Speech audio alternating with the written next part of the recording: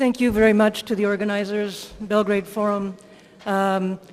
Jovanovic, Ms. Čolić, all the charming young volunteers, and to the valiant interpreters. You deserve recognition. Thank you so very much. Dragi prijatelji, as a defense lawyer of a person accused of genocide at the Rwanda Tribunal, and as legal spokesperson for the International Committee to defend Slobodan Milosevic, I am acutely aware that historical falsification has real-world consequences.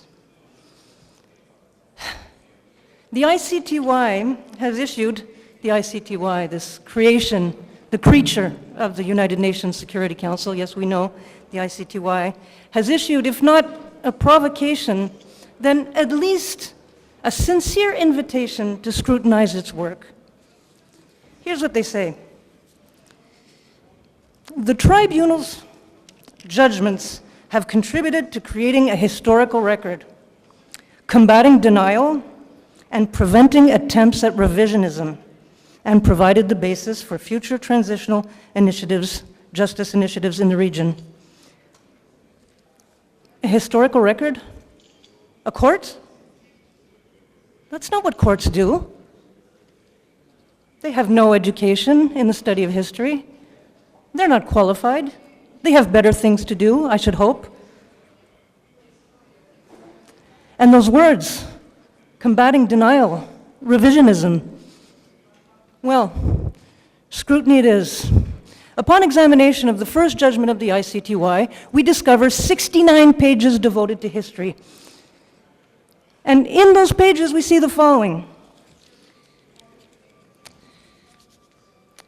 Serb propaganda that newspapers in Belgrade featured stories about the remote history of Serbs intended to stir up nationalistic feelings. The remote history. Which is it? The Paleolithic? The Neolithic? I'm not joking. I checked in the Longman's dictionary. The third definition of remote refers to time, and the example given is, in ancient times, the dinosaurs roamed the earth. So what is this remote history that Belgrade newspapers were stirring nationalistic sentiment about? Well, World War II. It's not exactly a remote. It's not the Paleolithic. Throughout the Tadić judgment, as I want to stay to my time, descriptions of World War II are euphemistic. Ustashi are not described as fascists. They're described as highly nationalistic.